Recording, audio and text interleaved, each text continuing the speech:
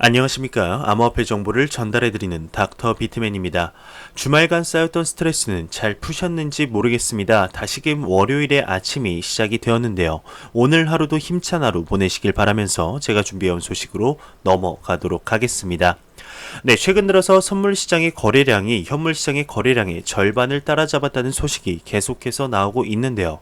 네, 그만큼 암호화폐 시장의 선물 비율이 높아지고 있다는 것을 의미하게 되겠습니다. 그 와중에서도 비트코인의 현물 시장하면 떠오르는 것이 바로 벡트이죠. 벡트의 거래량이 계속해서 증가하고 있다는 소식입니다. 보도록 하겠습니다. 네, 1일 벡트 거래량이 623BTC로 전날 대비 81% 증가했다는 소식이 나왔습니다. 네, 초반에 지지부진했던 모습과는 다르게 최근 들어서 거래량이 상승하는 소식들이 연속적으로 나오고 있는데요. 현금이 아닌 현물로 거래되는 만큼 암호화폐 시장에 활기를 불어넣는 소식이죠. 네, 이런 소식과 더불어서 비트코인의 실현 시가총액이 1029억 달러를 돌파했다는 소식도 나왔습니다. 신고점을 기록했다고 하는데 한번 보도록 하겠습니다. 네, 비트코인의 실현 시가총액이 1029억 달러를 돌파했다고 합니다. 암호화폐 분석 전문 트위터 계정 리듬마스터가 2일 비트코인 실현 시가총액이 1029억 달러를 나타내며 신고점을 기록했다, 이렇게 설명을 했습니다. 네, 실현 시가총액은 최근 거래된 비트코인의 가격을 각 거래별로 합산해 곱한 수치인데요. 실제 비트코인이 어느 정도 규모로 움직이는지 측정할 수 있는 척도로 알려져 있습니다. 비트코인의 실현 시가총액은 지난 8월 1000억 달러를 기록한 바가 있는데 리듬마스터 또한 비트코인에 지불된 금액이 이렇게까지 높은 적은 없었다라고 덧붙이며 기사가 마무리되고 있네요. 네, 비트코인의 실현 시가총액이 1029억 달러를 돌파했다는 소식이었습니다. 이번 연도 8월 달에 실현 시가총액이 1000억 달러를 넘으면서 고점을 경신했었는데 그때보다 더욱 높은 시가총액을 달성을 했죠. 이 실현 시가총액이 사상 최고치를 기록한 것은 비트코인의 단기 강세 지표가 될 수 있다는 의견들도 계속해서 모이고 있습니다. 동시에 최근 해시레이트나 1일 거래량 등에서 사상 최고치를 기록했던 비트코인 관련 기록 한 가지를 더 세운 의미로 평가가 되고 있는데요. 네, 이렇게 좋은 소식들이 많이 나오고 있는 가운데 터키 또한 한몫 거들고 있습니다. 바로 터키의 신용카드 시스템 구축 기관 대표가 암호화폐 관련하여서 긍정적인 발언을 했기 때문인데 바로 보도록 하겠습니다. 네, 터키의 신용카드 시스템 구축기관 대표가 암호화폐 포용 시스템을 만든다고 합니다. 네, 3일 코인텔레그래프에 따르게 되면 소너첸코 터키 인터뱅크 카드 센터의 CEO가 본인의 블로그를 통해서 글로벌 금융 시스템의 가장 중요한 핵심은 각 구성원들의 신뢰 문제다. 블록체인 기술은 이 부분을 해결할 수 있다. 실제로 암호화폐는 신뢰 시스템에 대한 솔루션을 제공하기 시작하면서 큰 환영을 받고 있다. 우리는 미래를 설계할 때 더 안전하고 더 빠르고 간편한 시스템 구축을 목표로 하고 있다. 이는 암호화폐를 포용하는 구조로 발전될 가능성이 크다라며 밝혔네요. 네, 인터뱅크 카드 센터는 터키 내 13개의 공공 및 민간 은행이 1990년 파트너십으로 설립된 기구로 중앙은행을 대신해 카드 시스템을 구축하는 것으로 알려져 있습니다. 네, 터키 신용카드 시스템 구축 대표의 긍정적인 친암호화폐적인 발언이었죠. 네, 터키의 경우에는 국민의 62%가 암호화폐에 긍정적으로 볼 만큼 친암호화폐적인 국가라고 보셔도 무방한데요. 그 배경에는 터키의 자국 화폐인 리라화의 가치가 급락한 것에 영향도 있을 거라고 생각을 합니다. 네, 자국의 화폐 가치가 하락한 국가들로부터의 암호화폐 도입 그리고 친화적인 정책이 계속되고 있는데요. 이러한 국가들로부터의 도입이 과연 선진 금융국들에게는 어떠한 영향을 미치게 될까요? 네, 최근 들어서 바이낸스에 관한 소식들이 굉장히 많이 나오고 있죠. 바이낸스의 CEO죠. CG가 비트코인이 곧 16,000달러에 달할 것으로 보고 있다고 하는데요. 왜 그렇게 생각하는지 한번 같이 보도록 하겠습니다. 네, 바이낸스의 CEO가 비트코인이 곧 16,000달러에 갈 것이라고 언급을 했습니다. 주요 암호화폐 거래소 바이낸스의 장펑자오 CEO는 11월 10일 보낸 트윗에서 비트코인당 이제 16,000달러의 가격이 나올 것이다. 이렇게 언급을 했습니다. 네, 장평자오는 가격 예측은 쉽지만 타이밍을 맞추기는 힘들다고 설명을 했는데 이를 코인텔레그래프가 보도를 했네요. 네, 가격 예측은 쉽다. 단지 타이밍을 맞추기가 어렵다. 곧 16,000달러가 나올 것이다. 14억의 사람들이 우리가 말한 대로 일을 할 것이다. 장펑자오의 이러한 트윗은 2019년 1월 21일 처음 4chan의 익명으로 게시된 유명한 글에 따른 반응이라고 볼 수가 있는데, 이 유명한 밈은 올해 들어서 10월 전까지 꽤 정확했다고 합니다. 이 밈에 따르게 되면 바닥은 2018년 12월 15일이었다. 차트를 좀 봐라. 우리는 강세장에 분명히 있다. 우리는 현재 지난 3개월간의 축적 단계에 있다. 그 후 우리는 서서히 몸을 일으키고 일어선다. 그러면 우리는 붐을 일으킬 것이다. 여기 나오는 가격 예측을 한번 보도록 하겠습니다. 2019년 4월에는 비트코인당 5,300달러, 그리고 2019년 7월에는 비트코인당 9,200달러, 2019년 10월에는 비트코인당 16,000달러, 2020년 2월 비트코인 29,000달러, 2020년 7월에는 비트코인당 56,000달러, 2020년 11월에는 비트코인당 87,000달러로 이렇게 가리키고 있는데요. 네, 이것은 1조 5천억 원의 5천억 달러죠. 1조 5천억 달러의 시가총액이 될 것이고, 비트코인 점유율은 40에서 46%를 차지할 것이다. 차트는 절대로 거짓말하지 않는다라고 이 밈이 끝나고 있는데요. 네, 주어진 예측에 따르게 되면 비트코인은 내년 1분기에 29,000, 그리고 2020년 3분기에 56,000, 4분기에 87,000달러를 기록할 것이라고 밝혔습니다. 네, 이에 장펑자원은 위 게시물에 따라 곧 16,000달러가 달성할 수 있다고 말한 것으로 보이고 있네요.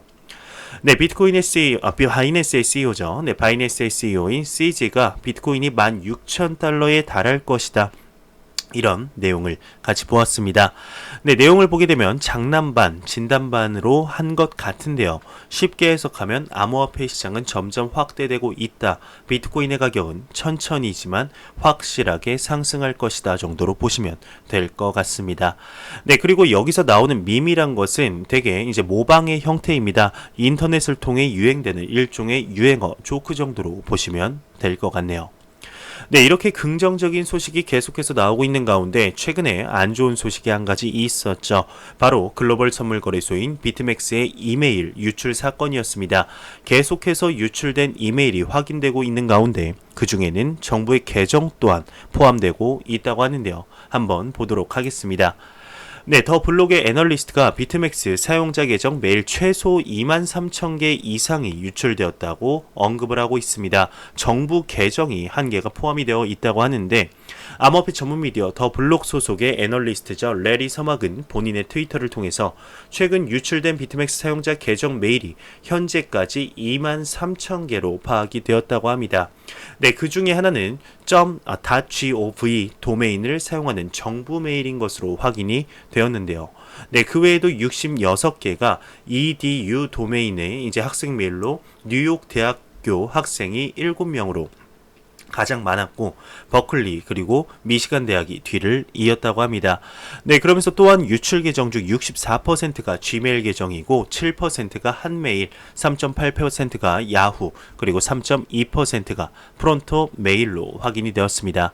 네, 앞서 지난 토요일 이제 비트맥스는 공식 웨이보 계정을 통해서 이메일 주소 외에는 그 어떤 개인 계정 정보가 유출된 적이 없다며 이메일 주소 유출 원인은 이미 밝힌 상태다, 밝힌 것으로 나타났었죠. 네, 비트맥스의 계정 메일 유출에 관한 내용이었습니다. 이러한 일들은 절대로 다시는 없어야겠죠. 이번 일로 인해서 더욱 성숙해지는 암호화폐 시장이 되었으면 좋겠습니다.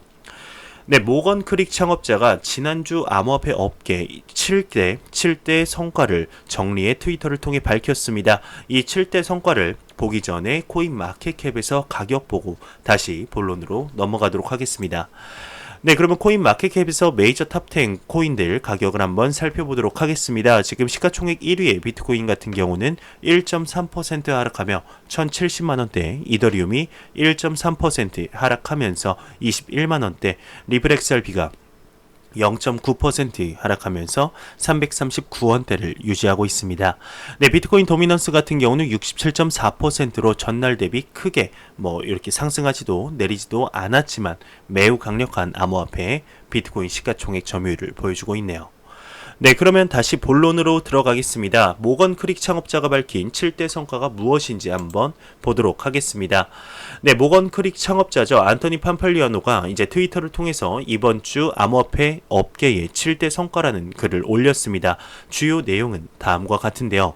네, 첫 번째로는 비트코인 백서 11년 역사 기록, 두 번째로는 캐나다 비트코인 펀드 승인, 세 번째로는 중국 DCEP, 즉 디지털 화폐 전자결 출시 임박, 네 번째로는 카난이죠. 채굴 장비 제조 업체의 미국 증시 IPO 신청, 다섯 번째로는 팍소스 SEC, SEC로부터의 불기소 통지, 여섯 번째로는 코인리스트 1,000만 달러 투자 유치, 마지막 일곱 번째는 비트코인은 아직 죽지 않았다였습니다. 네, 암호화폐 업계가 이룬 지난주 7대 성과를 보았습니다.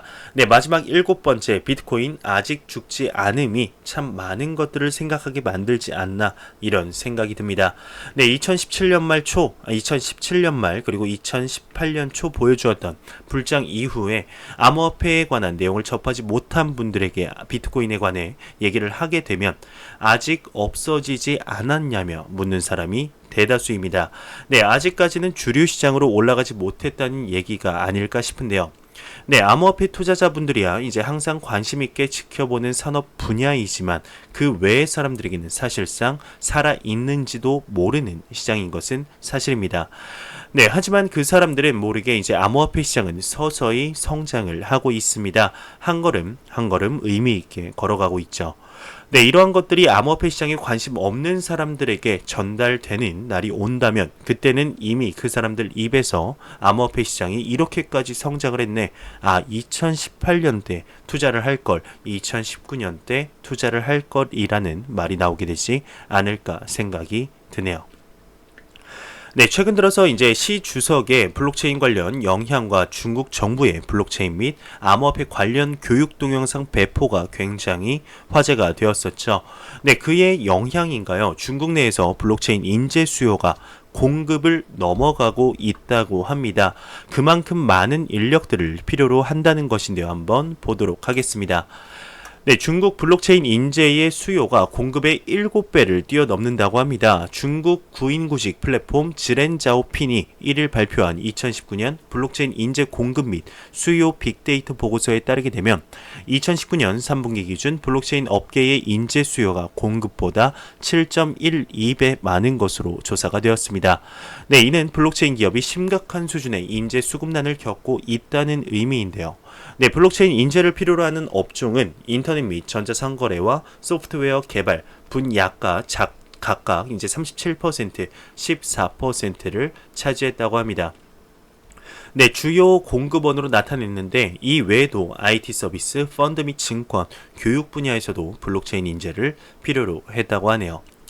네, 현재 중국의 블록체인 인력난이 펼쳐지고 있다, 이런 내용이었습니다. 그만큼 이번 시 주석의 발언 영향이 크다는 것인데 어쩌면 이미 미국은 중국에게 암호화폐 관련 산업의 선도권을 빼앗겼을 수도 있다, 이런 생각이 문득 드네요.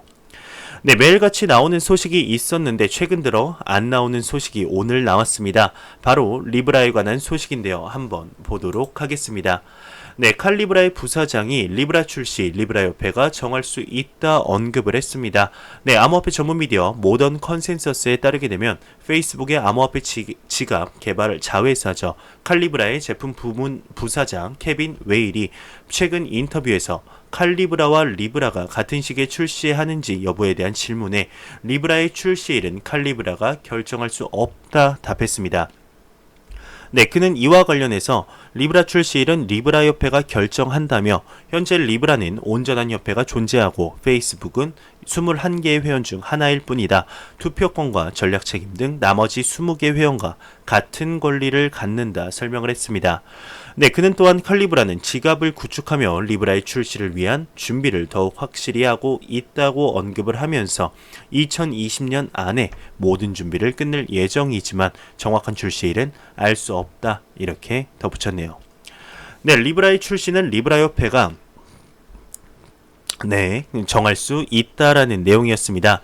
네, 제목만 보게 되면 자칫 오해할 수도 있겠죠. 페이스북이 리브라 출시를 정하는구나. 하지만 내용을 보게 되면 리브라 개발을 주도한 페이스북조차 리브라의 출시를 마음대로 정할 수 없다. 리브라 컨소시엄의 관련 기업들 동의가 있어야 출시할 수 있다라는 내용이었습니다. 네, 그만큼 리브라는 주권 통화를 침해할 생각도 없고 투명하다라는 것을 인터뷰를 통해 나타낸 게 아닌가 생각이 드는데요. 전 세계의 문매를 맡고 있는 리브라는 2020년 생각하던 시기에 과연 정상적으로 출시할 수 있을지 한번 보도록 하겠습니다. 네, 리브라와 더불어서 매일같이 나오는 소식이 바로 있죠. 네, 맞습니다. 리플입니다. 리플에 관한 소식이 오늘도 또한 나왔는데요. 네, 최근 리플사의 연락이 한 통 왔다는 소식 알고 계실 거라고 생각이 듭니다. 바로 머니그램의 CEO가 구 엑스래피드였던 ODL 기술의 확장을 촉구했었다는 소식이었는데요. 네, 근데 머니그램이 먼저 움직이는 걸까요? 한번 보도록 하겠습니다. 네, 머니그램이 올해 말까지 멕시코 페소 외에 리플 대응 통화를 확대할 계획으로 밝혔습니다. 네, 미국 최대 송금 서비스 업체이죠. 머니그램은 리플과의 협력을 확대할 생각을 나타냈습니다. 현재 멕시코 페소의 송금으로 리플사의 기술을 활용하고 있지만 연말까지 페소와 이외의 통화에도 대응할 생각이라고 하는데요. 네, 11월 1일 2019년 제3분기 결산을 발표하면서 애널리스트들을 위한 설명회에서 향후 리플과의 협력을 확대할 방침을 제시했습니다. 네, 머니그램은 올해 6월에 리플과 전략적 제휴 관계를 맺었었죠. 현재는 멕시코 페소 송금 사업의 일부로 리플이나 XRP를 사용한 결제 서비스 ODL을 구축하고 있습니다.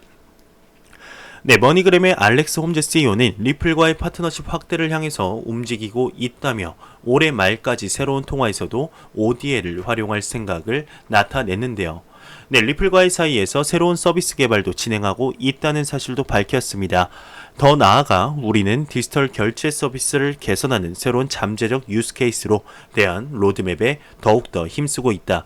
이 비전을 달성함으로써 업계를 선도하고 싶다. 리플과의 파트너십은 향후 몇 년에 걸쳐 경합과의 차별화 요인에 있다 믿는다고 언급을 하고 있네요.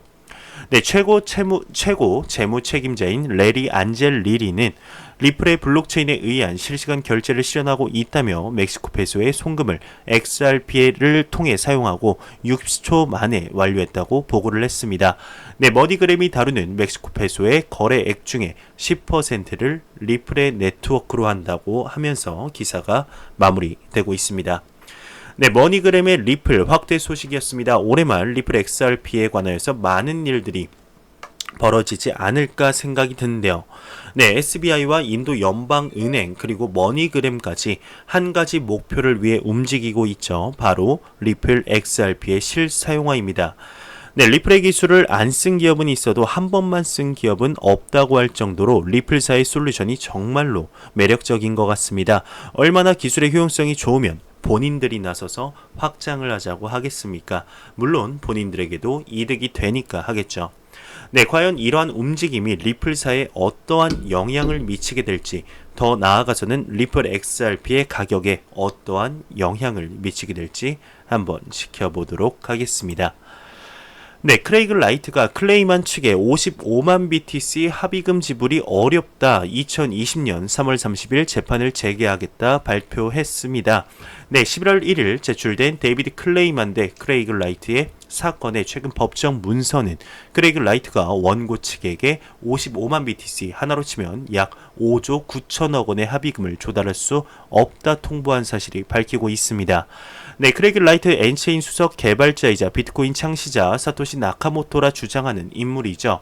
그는 1년 전 사망한 옛 동료 데이브 클레이만의 직계 가족인 아이라 클레이만에게 두 사람이 함께 채굴한 비트코인의 절반을 양도하라, 이러한 소송을 당했었죠.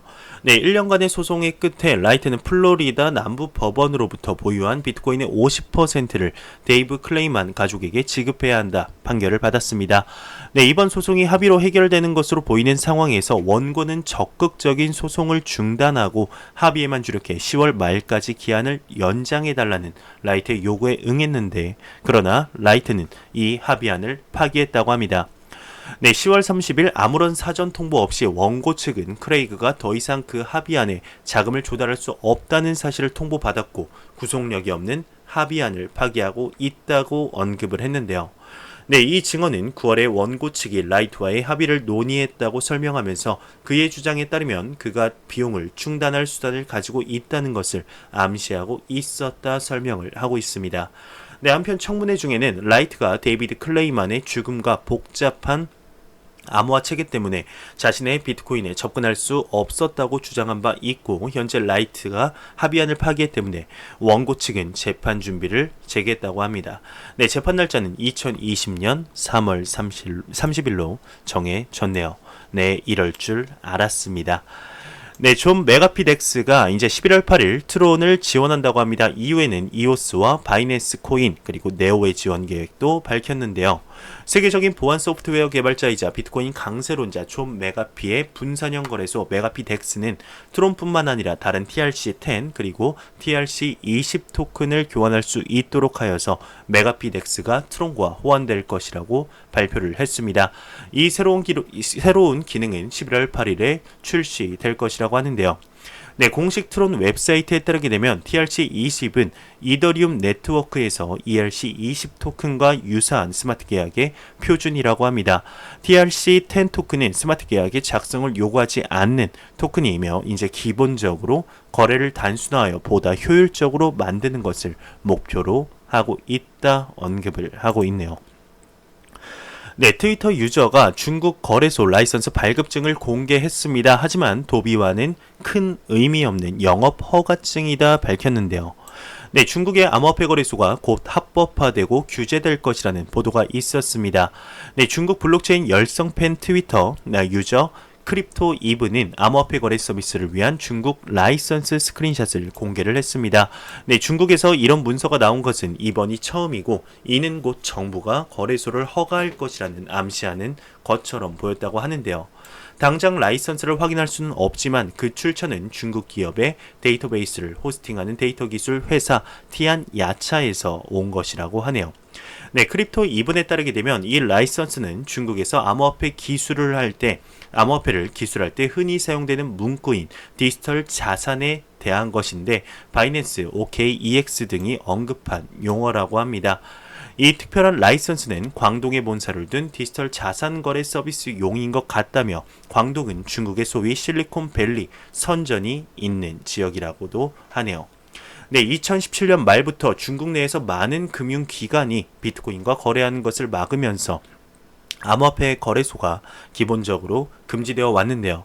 이 소식은 사실로 밝혀질 경우 최근 중국의 블록체인에 대한 긍정적인 정서와 궤를 같이 하게 될 것이다. 이러면서 기사가 마무리되고 있습니다.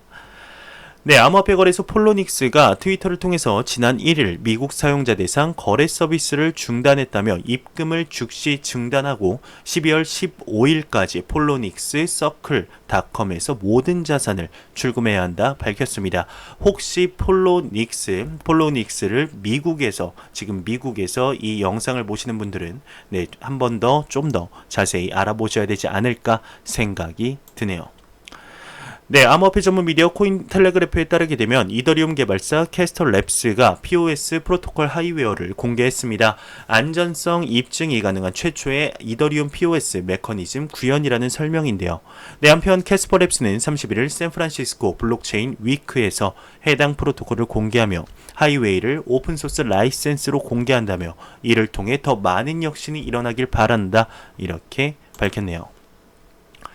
네, 뎁 관련 제공 사이트 뎁토탈에 따르게 되면은 최근 이오스 메인의 CPU를 가격을 폭등시킨 EIDOS 프로젝트 에어드랍 이후 최근 24시간 활성 유저 수가 1260명, 거래 횟수가 189만회, 거래량이 1772오스를 기록하고 있습니다.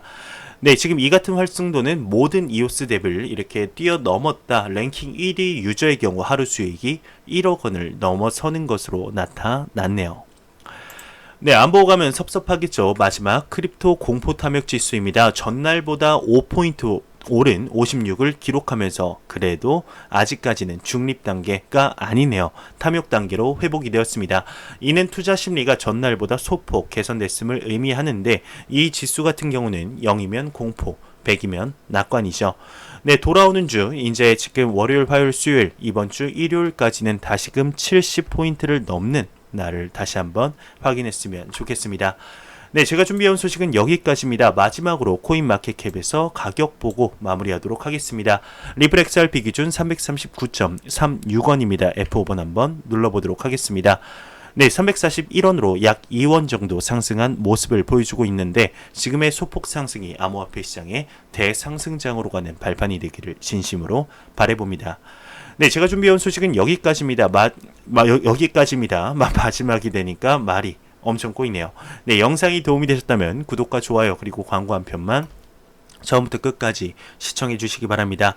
이 채널은 오직 광고 수익으로 운영이 되게 됩니다.